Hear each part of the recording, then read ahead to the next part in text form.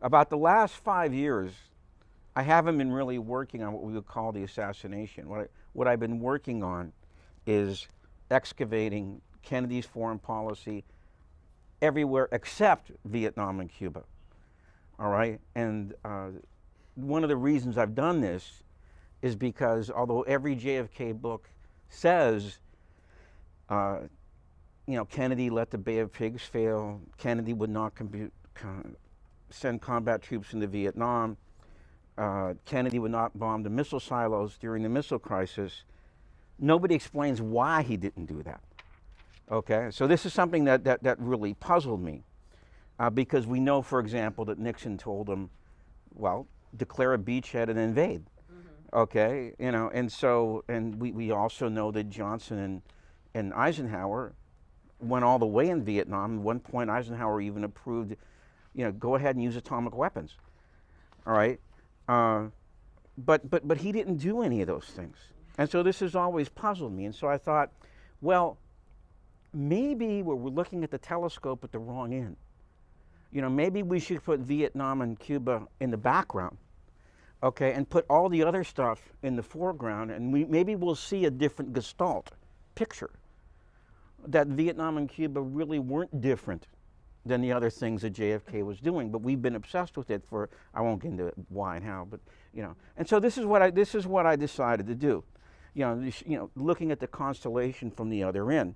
And the other reason I decided to do this is I wanted to find out how come the United States today has, such an absolutely screwed up foreign policy, that nobody seems to understand, or can explain. And so it has a kind of historical context to it. All right. So these are what we call the good old days. All right. So how do we get to this? With very little to choose from between the Democratic Party and, it's sort of like pick your poison, okay? For me, I just voted for Jill Stein, all right? So we're going to try and find out how we ended up with this Hobson's choice. So I'm going to try and demonstrate that Kennedy's foreign policy was not reformist, but it was actually revolutionary. And when he was killed, that policy died very shortly afterwards. But to understand that, you have to understand how this all started. And one of the points I want to make right off the bat, this was not a willy-nilly thing. This was not a haphazard choices. This was a very planned revisionist foreign policy, okay? All right, on the eve of the Democratic Convention in 1960, Kennedy tells Harris Woolford, we have to win. Because if it's Johnson or Symington, it's just going to be more of Dulles Atchison. Okay, the same Cold War foreign policy stuff all over again. All right, George Ball was one of the smartest guys in Kennedy's State Department. He actually called it the Kennedy Doctrine. See, what we were trying to do was challenge the status quo in the Third World.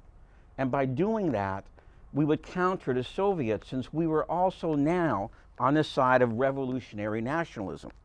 Okay, so it's an idealist thing, but it's also a practical kind of thing. All right, take the ball away from them. All right. All right. So what was Kennedy rebelling against? There really wasn't a huge foreign policy apparatus in the United States until the 20th century, because there really wasn't a lot of intervention the United States did. We want to buying Alaska, you really don't need a big State Department for that. All right.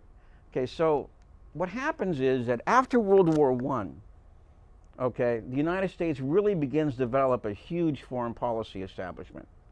And all you have to know is that it was centered here in New York, and Mr. Pratt donated the building, and he was a director of Standard Oil. So right at the beginning, the power elite is going to influence the State Department. All right?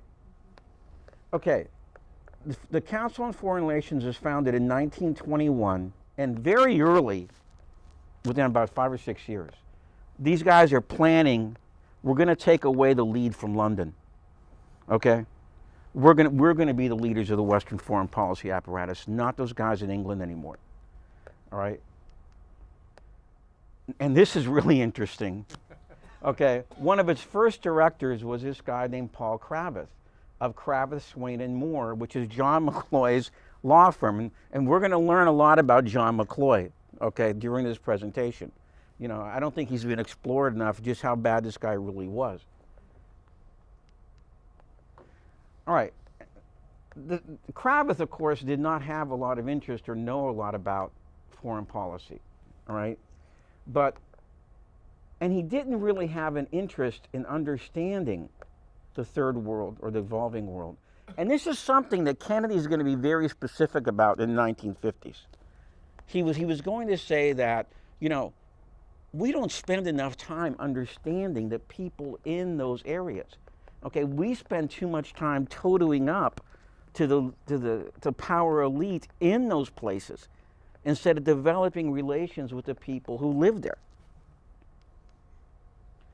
All right, the CFR sets up a web of influence between New York and Washington, and the goal is to create a single world-spanning political economy with the United States at its center. And this would become David Rockefeller's lifelong aim, which was achieved under that great Democratic president, Bill Clinton. Okay, he finally gets NAFTA through.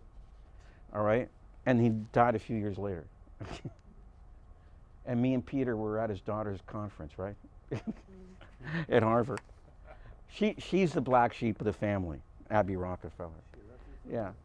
All right, an accompanying goal was to educate American opinion leaders in order to gain popular support for their aims and ends. So therefore you had local chapters of the CFR group all over the United States, in all the major cities. All right, how influential were they? Of the 8-man board that advised Truman to drop the atomic bomb on Japan, 5 were members of the CFR. Before Eisenhower was going to run for president, he was president in Colombia, and he went ahead and he joined the CFR study groups, and he became an editorial advisor to their magazine, Foreign Affairs.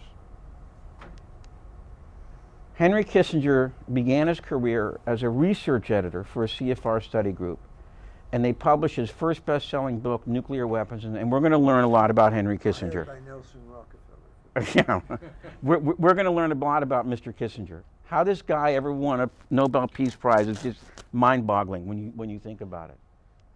All right. Obama won one. What? Obama won one. Well, he's not quite as bad as this guy, though. All right. From 47 to 52, 66% of the State Department was from the CFR. CIA directors Dulles, McCone, Helms, Colby, and Bush were all former CFR members. Half the members in 65 were big business leaders. And during World War II, a whole committee of the CFR was incorporated into the State Department. Some of their policies, they predicted the British Empire would collapse and the United States would take over. All right? They predicted a world economy to be controlled by the IMF and the World Bank 5 years before it happened. Okay, right here, they begin the new Cold War. We're going to go soft on Germany, but we don't want to help the USSR. All right? And this is incredible. This lasted for 25 years. Keep a low profile in South Africa. All right, but we still want a business, but we don't want to raise a lot of trouble. All right, very keen on Southeast Asia. All right, war with Japan is possible over Indochina. That's in 1940. The loss of any further portion of the Far East would have this. So this is really a domino theory, right here, 1958. Okay, we can't lose any part of Indochina. All right. Southeast Asia. All right. And then here's John McCloy begins to enter the picture here.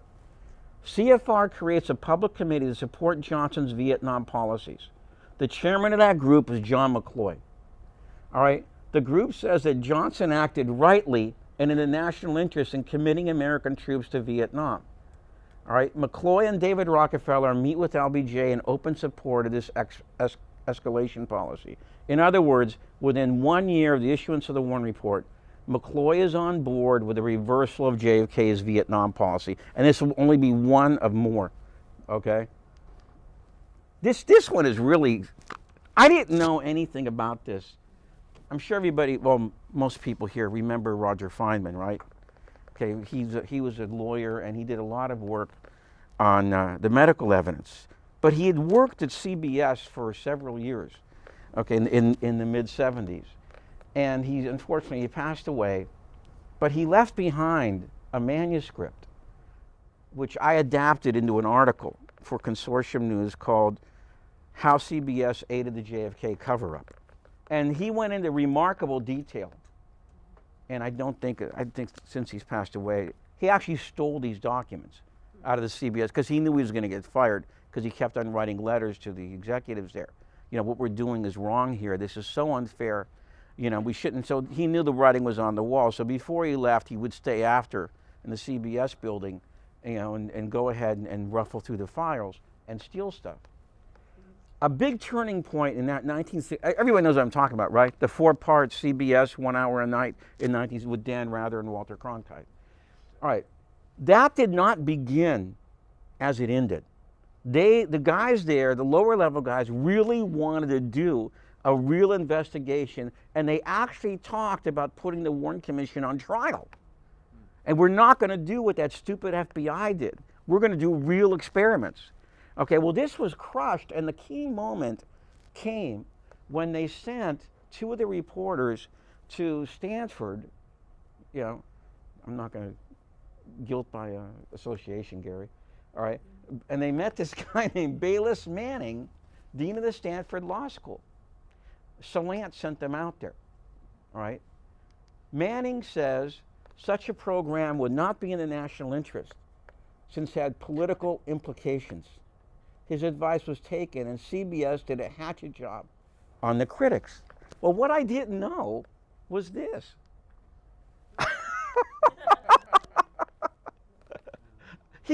He created this new position at the CFR. There had not been a president before, and Bayless Manning becomes the first guy. All right, coincidence or conspiracy? You make up your mind. All right. Okay. JFK was not Eastern establishment. This is a terrible mistake made by a lot of people, all right? Okay, he never joined the CFR, all right? He never joined any secret societies, all right? He didn't like working intelligence in World War II, and he got out of that, and he got into the South Pacific, you know, with those Joe Sixpack guys and those suicide missions, all right? All right, here's another point. To show how much he was not part of this club, consider Jock Whitney. Jock Whitney had been the ambassador to England under Eisenhower. All right, firmly in bed with the CFR group and the whole Eastern establishment. All right, when Kennedy becomes president, all right, very terse termination telegram.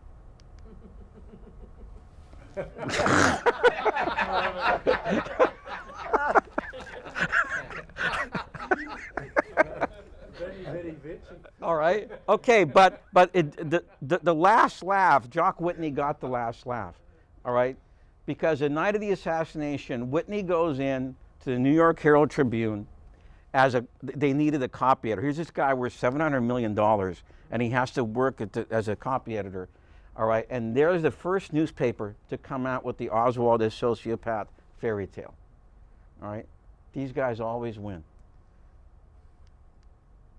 All right, now here's some of the stuff that I'm going to be talking. Well, this book is the book that really kind of altered my calculus about who Kennedy was and what his foreign policy was. You know, and I read it in about 2 nights, staying up till 3 o'clock in the morning. And it also convinced me that there's an industry out there, the latest member being Robert Dallek, okay, to cover up what Kennedy's foreign policy actually was, all right? This book is a very good book on Kennedy's African foreign policy, all right, excluding Congo. Mahoney concentrates on the Congo, all right? And in my opinion, this is the best book on Kennedy's overall foreign policy. And this is the most recent one. And Gary, he's at Stanford, all right? Robert Rakove, okay? So get a dinner date with him, all right? All right, Kennedy, Johnson, and the non-aligned world. All right, and I guess Peter has some reservations about this last book. Okay, Greg Polgrain's The Incubus of Intervention, which concentrates on Indonesia. All right, and we're going to talk about that later. Okay. All right, so I would recommend, if you want to read one, read the Rakove book, but there's no problem with reading all of it. R-A-K-O. Rakove. Yeah.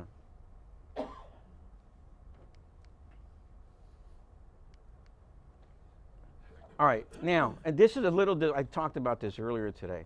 I'm a little bit, although I admire Jim Douglas and I love his book, and I gave him like a 15-page rave review and everything, and he thinks I helped him sell 100,000 copies of that book. I go, Jim, when Oliver Stone got on Bill Maher and brought your book in front of his face, that's how you sold 100,000 copies. It wasn't me, okay?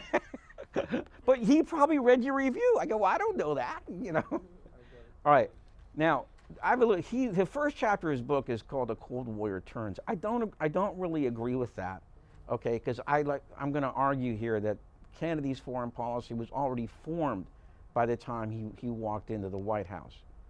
All right, and we have a really important person coming up here whose name was never mentioned until Jim Douglas's book in 2008, which means nobody heard of this guy for 44 years. All right. But I would argue that he was probably the single most important influence on Kennedy's foreign policy. All right, and we happen to have a relative of Edmund Gullion on board here, a guy named Bill Simpich, is related to the late Edmund Gullion. All right, and he actually got me to pronounce the guy's name right, because I used to pronounce it Gullion, and he says, "No, Jim, it's Gullion. He's my uncle." He was all right. Gullion spoke fluent French, so he was transferred to Vietnam out of the State Department. And Kennedy knew him briefly in Washington, all right, because he went over to the state. He needed some advice on a speech he was giving. He met him there, but then he was transferred to Vietnam, all right, and on a visit to Saigon in 1951, young Congressman Kennedy, I think he's 34 years old at this time, goes to Saigon, and he meets up with Gullion again, all right. At this meeting, which is at a rooftop restaurant in Saigon, Kennedy asks Gullion, "Is France going to win the war?" And it's Gullion, "Nope, France was never going to win the war in Vietnam." All right? Ho Chi Minh had inspired the Viet Minh to such an extent that they would rather die than go back under the yoke of colonialism. All right? France could never win a war of attrition because the French home front would never support it. Now, doesn't that sound exactly what happened in the United States? Mm-hmm. Okay. Except we support it. All right. And Bobby Kennedy, who was at that meeting, said that meeting had a tremendous impact on JFK's whole foreign policy thinking from there on in. All right. And you can see that picture is them in the White House, because when Kennedy became elected, he brought Gullion in as kind of like his first ambassador to the Third World, okay? And as we'll see, Gullion becomes the point man on the great Congo crisis, all right? And I was kind of upset that not very many people have paid much attention to this, because it's actually the first big crisis that Kennedy addressed once he got into the White House, all right?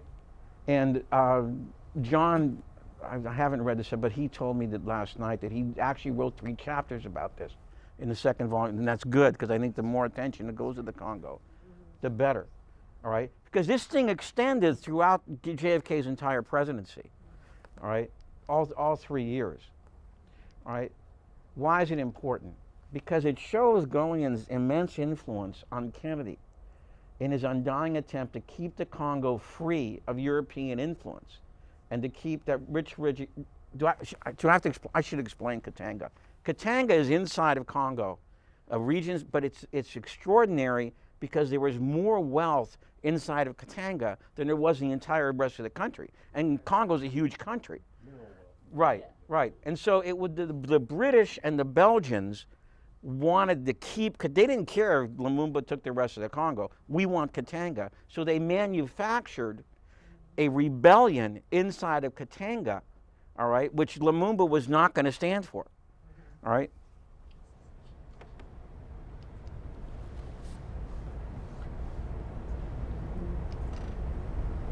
There was a whole American committee to promote the liberation of Katanga. Right, there was. William F. Buckley was part of it. Right, the liberation of Katanga. Okay. That's hysterical. All right. So, by the way, this is how I discovered Mahoney's book. I was on vacation in this little town called Julian, and going through this bookstore, and Lisa was with me, and she goes, "Look at this picture." All right. Well, a picture's worth 1,000 words. That's worth about 1,000,000 words. Okay, this is Kennedy getting the news of Lumumba's death. All right, and the CIA had hid this from him for 3 weeks. All right, because Lumumba was actually killed before his inauguration. And this is, I think, February the 13th, about 3 weeks after. And Jacques Lou is the photographer here, and he's just getting some pictures of Kennedy, you know, walking around in his office, etc. And he said his kids were there, and it made me dragged out longer. And so he picks up the phone, and Stevenson tells him, "I just learned that Lumumba is dead." All right, and this is his reaction. Now, here's the question. Why would Kennedy react like that to the death of some socialist revolutionary in Africa? All right?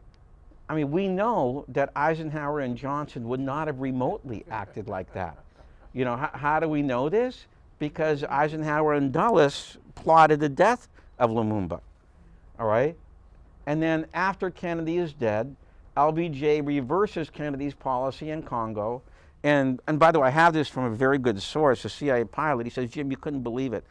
We went in, we took over the whole U.S. Embassy. All these Cuban guys from Operation 40 came in, and he started manning these pilots and tracking down the last of Lumumba's followers." Tosh Plumley?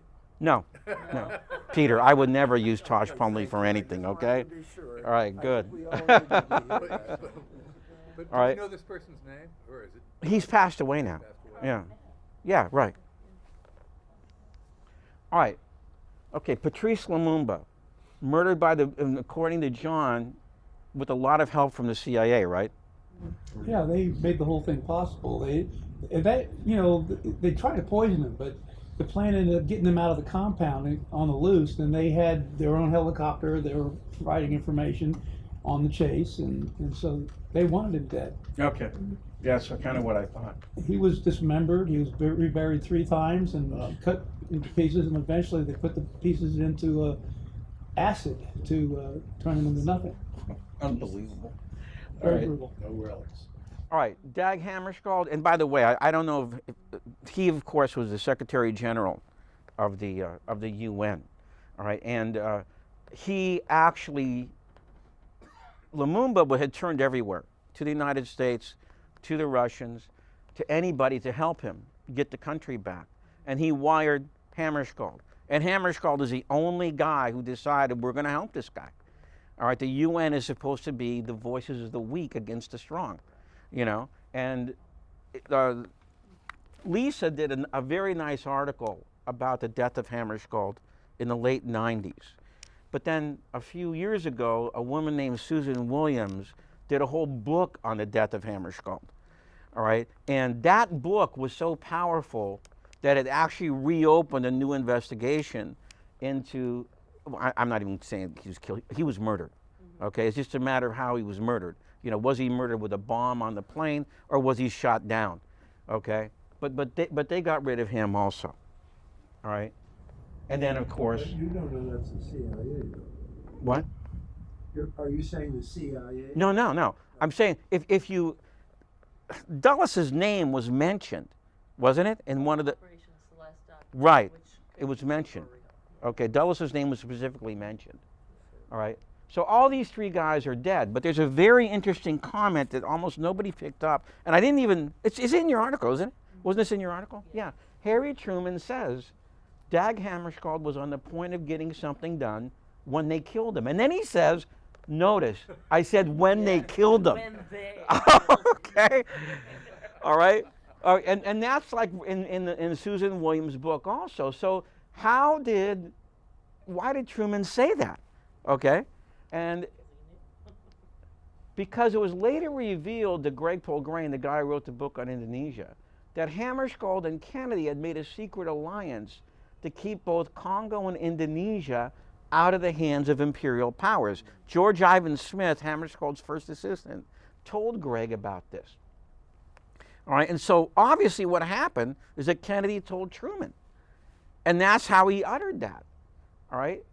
Now, let me flash a little bit forward and this is why, because Truman said this, I believe this is why Dulles went to visit Truman in 1964 about his Washington Post editorial. Okay, because he thought, does everybody know that story? About, okay, he wrote this unusual story about the CIA being out of control, and it was printed exactly 1 month after Kennedy's assassination, but it was started about 8 days after Kennedy. He started writing in his notes about 8 days after Kennedy. And Dulles makes this visit to Truman trying to get him to retract it. Okay, please, just tell him you made a mistake, etc. All right? And so this is why I think Dulles did that, because he was worried that Truman was going to make another one of these comments, this time in relation to the Kennedy assassination. Well, Kennedy went ahead. Kennedy had nothing but admiration for Dag Hammarskjöld. After he died, he said, Dag Hammarskjöld was the greatest statesman of the 20th century. Compared to him, I'm just a pygmy. All right? This assassination is very tragic in a lot of different senses, because Lumumba, of course, has become a hero. There's gold statues, there's stamps of him, there's all over Africa. They remember what he did, and as Jonathan Whitney wrote, not because he promoted socialism, which he did not, but because he resisted foreign intervention. He stood up to outsiders, if only by getting himself killed. So he became a martyr. That was actually a democratic election with a constitutional government. All right? And I don't have to say, Congo is a mess ever since. All right? Kennedy's policy was completely reversed. The CIA, as I said, that already mentioned that. The riches of Katanga did not go to the Congolese people as Kennedy wanted. They went to dictator Mobutu and his imperial employers. All right? Now, the same thing is going to happen in Indonesia. All right? This same pattern that we just saw in Congo. Eisenhower and the Dulles brothers approved a coup attempt to overthrow Sukarno. When Kennedy became president, he asked for this report. And guess what? It's not just us who get redacted documents. Dulles gave him a redacted version. Okay. Who do you think you are, the president or something? All right? But there was enough in it that Kennedy explained, no wonder this guy doesn't like us. We tried to overthrow his government. All right? So Kennedy was determined to make an alliance with Sukarno. And he assigned RFK and Ellsworth Bunker to negotiate the return of West Irian to Indonesia from the Netherlands. It had never been part of Indonesia. I can't hear It you. had never been part of Indonesia. It was part of the Dutch Empire. It was Right, not part of right. Indonesia. But part of the settlement after Indonesia became free, Sukarno wanted that included. Okay? But he didn't get it. So And- did people who wanted to develop the market. Right. We're going to talk about that. And All right. I just Now- want to say West Irian is West Papua today. Okay. And they're still fighting this battle. Yeah. Now, it's hard to believe, but this little island, West Irian, was even richer than Katanga. All right, it's probably, if you had a geologist survey the entire world, it's probably the single richest area per square mile in the entire Earth. All right, and it's all kinds of stuff. There's gold, there's silver, there's copper, there's oil. All right, and that's why the Dutch didn't want to give it back. All right, so Kennedy does the same thing. All right, and he wants this to go to the people of Indonesia and Sukarno. Just one mine there, the Grasberg mine, does $3 billion a year in gold, silver, and copper. And multiply that by 40 years, you don't need to take a calculator, it's $120 billion, all right? That's the kind of wealth that was there, all right? And so that was what was at stake with Indonesia and this. And by the way, I got to give some credit to a couple of people here.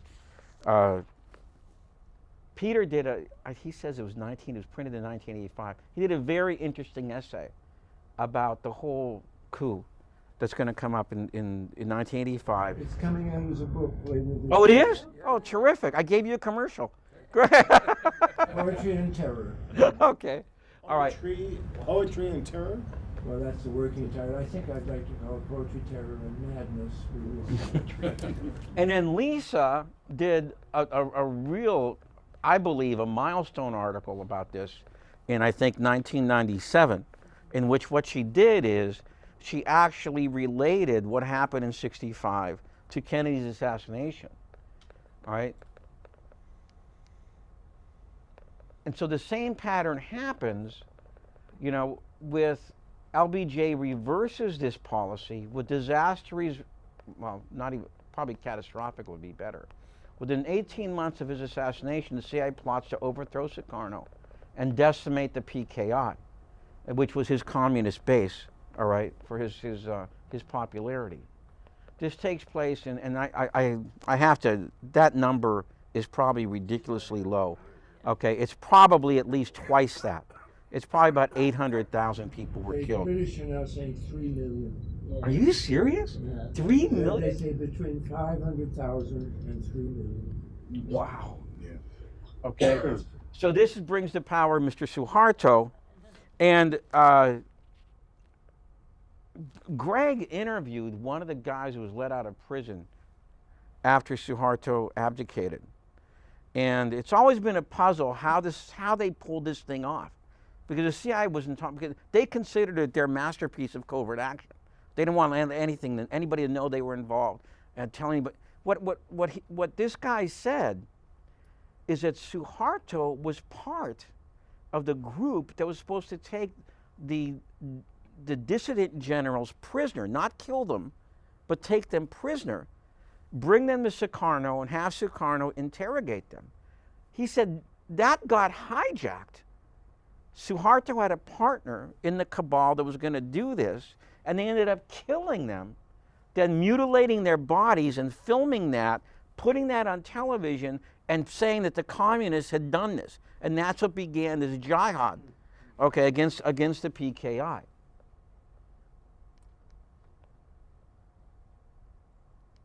Oh, I should say one last thing.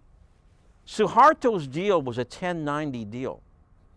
He would get 10%, the European powers in the United States will get 90. Before Kennedy was dead, before he died, he said, don't do anything like that. You should get 60-40. 60-40 for Indonesia, 40% for the imperial powers. And don't take any, and I'll help you. Take nothing less. All right, Kennedy continued and expanded the CIA program to arm the Tibetan rebels to fight against the Chinese. And by the way, do you know when this happens? What we're going to talk about here, the invasion of India by China. This is during the missile crisis.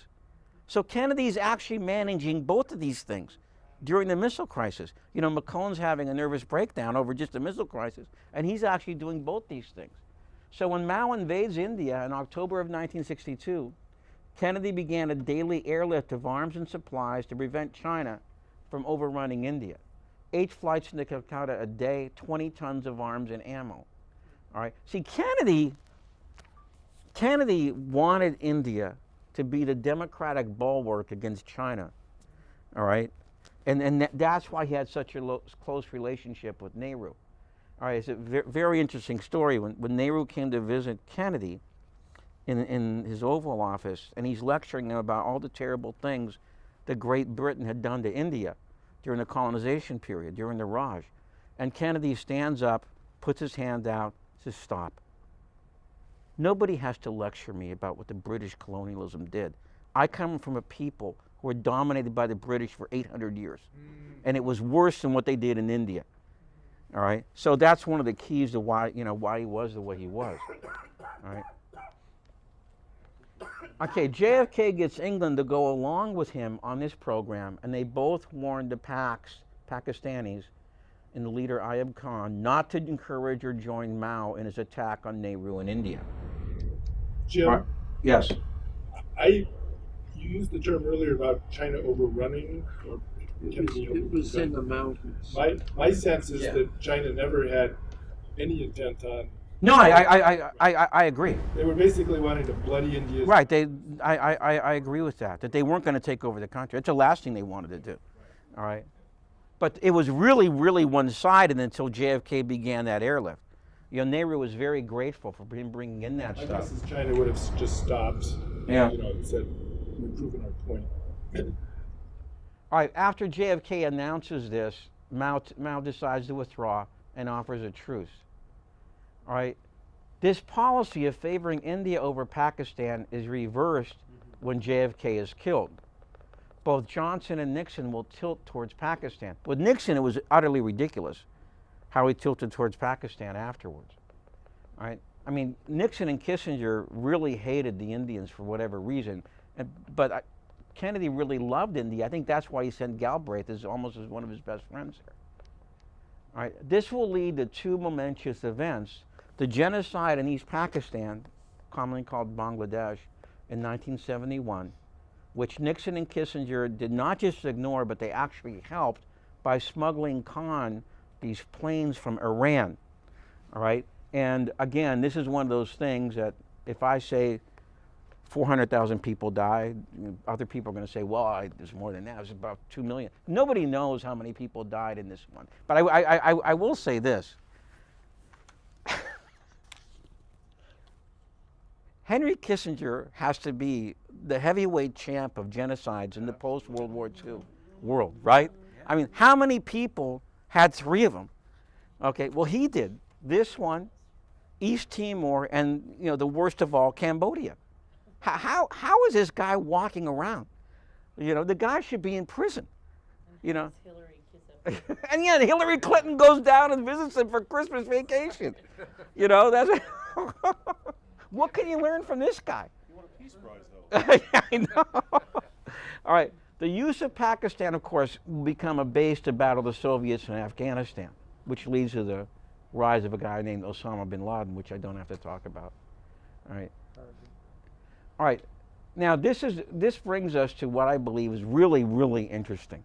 Kennedy's Middle East policy, which many of us didn't even think he had a Middle East policy. And I wouldn't have known about it unless I read the Rakov book. All right. All right. And this was done again in rebellion against Dulles and Eisenhower, because Dulles and Eisenhower had favored Saudi Arabia and they wanted to marginalize Nasser. All right. And they had done all this because Nasser would not join the Baghdad Pact. He said, I can't join the Baghdad Pact. I mean, everybody who looks up to me will look at me like I'm an American stooge, and I'm not going to do that. And so Dulles said, okay, then build the Aswan Dam with somebody else's money. And so he got the Russians to come in to build the Aswan Dam. All right. And so Kennedy thought that was really stupid. All right. And so his strategy was, we're going to freeze out Saudi Arabia and Iran. All right, because they represent the monarchies and the fundamentalism. All right. And so we're going to go ahead and side with Nasser because he perceived Nasser as being secular and westernized, okay? And so with him, I'm going to go ahead and create this impression of fairness, all right, not favoring either side, and we're going to go ahead and we're going to negotiate with the Arab moderate states, and we're going to move towards a solution of the Palestine problem in my second term, okay? That was his overall strategy. And number 5 is very important because he was adamant there were not going to be any atomic weapons in the Middle East. All right, it's too much of a tinderbox. And by the way, if you talk to these guys, there's another book I'm going to show in a minute called Stealing the Atom, where he said, Look, the last guy who gave a damn about nuclear nonproliferation was JFK. All right? I mean, when Johnson heard that Israel had the bomb, Helms goes into his office and says, we now think, he goes, okay, fine. So Helms goes back, you didn't say anything. You know, okay. He was firmly opposed to the Shah of Iran and King Saud. And by the way, this was so extreme that when Nasser and the Saudis fought a war in Yemen, Kennedy favored Nasser in a war in Yemen. All right? And they were very dissatisfied with the Shah, all right, and they saw his monarchy being out of touch, all right, and opposed to civil rights. And by the way, the Shah of Iran did not come to Kennedy's funeral. All right? They went as far as commissioning a study in the State Department on the costs and liabilities of bringing back Mossadegh. All right? And so the Shah understood this, what he wanted him to do, and so he launches a reform movement in 1963, all right, called the White Revolution. All right? This pressure on the Shah was greatly lessened under Johnson, Nixon, and Carter. It kind of petered out, all right, because of these connections to big oil in the United States, and I think we know oil is kind of important in the Middle East. Okay, so LBJ was very close to Nelson Rockefeller. Kissinger was Nixon's national security advisor. And then, of course, you have Brzezinski, who has Carter in the Shah's palace as these riots are taking place outside, you know, like a year before he's overthrown. This is one of the stupidest things anybody's ever done. All right. But wasn't Carter under a lot of pressure to let the Shah in the United States? Oh, we're going to get to that, Gary. Okay, all right. We're going to get to that. All right? Okay, and so after JFK's death, the Shah felt close enough to the White House that he asked for some of these people, the dissidents in the United States, to be taken back. RFK interceded to halt the proceedings. All right?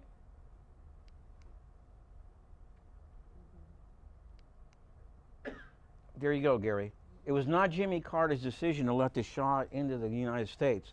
That decision was pushed upon him by John McCloy. Second time his name has come up. What a great guy. Who was being paid royally to do so. This is in Kai Bird's book, The Chairman. Can I just say, not just McCloy, pushed on by Kissinger, who was Right. not in the government, and pushed on by Brzezinski, who Right. was. They're all Rockefeller. Right, exactly, exactly. All right? Now, I'm going to reveal what I believe is one of the greatest quotes in modern history. This quote goes down with Kissinger's. You know, I don't know why we have to stand by and watch Chile go communist just because those people voted for it. Okay, this one rivals that one. It's All right? Carter's, Now, so McCloy starts picking these guys off one by one. And so finally he corners Carter. All right? And before he caved in, he says,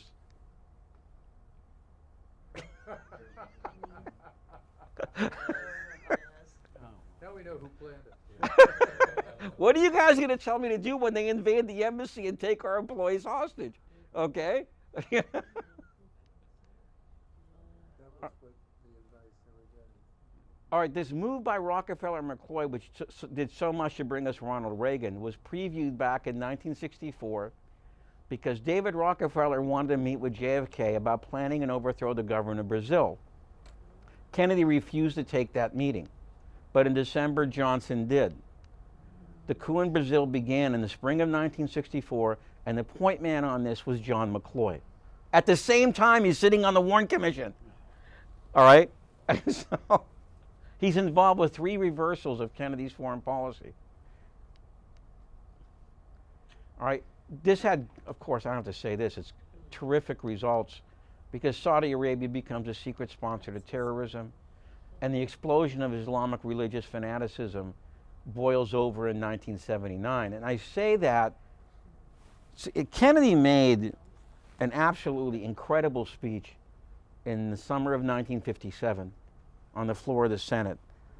And Jim Douglas thinks the American University speech is, I think this one is even better in certain ways. in which this is what he talked about Algeria. We should not be siding with France trying to put down this rebellion in Algeria. And there's a sentence in there where he says, if we do that, there's a danger of Muslim fundamentalism, of people escaping into that, okay? And we shouldn't be backing that kind of a movement. To say that in 1957, and then 22 years later to see how it happened, is really kind of remarkable. All right? Yeah, and Kennedy was firmly opposed to Israel having any nuclear weapons, and when he found out that the Israelis were lying to him about the Dimona reactor, he swore he would obstruct it with every means at his disposal. It wasn't because of favoring any side. He just didn't think anybody in the Middle East should have those things. All right?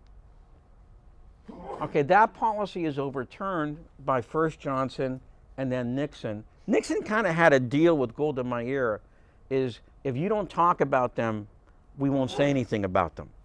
All right? All right? And this is a very good book on the subject, all right, Roger Mattson. And he revealed how Israel most likely stole the materials for their atomic bomb from a plant called NUMEC in Pittsburgh, PA. All right, this was completed, this reversal of JFK's Middle East policy is by the tilting towards Saudi Arabia and the overall kind of blatant favoring of Israel versus the Arabs in that area. So when the outburst of Islamic fundamentalism exploded, there really was no way to contain it.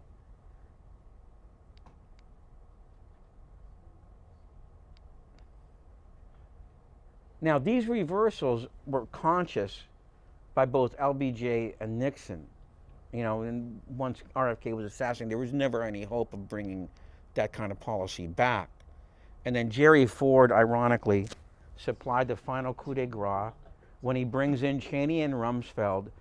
These guys were so crazy, they thought Kissinger and Nixon were too moderate.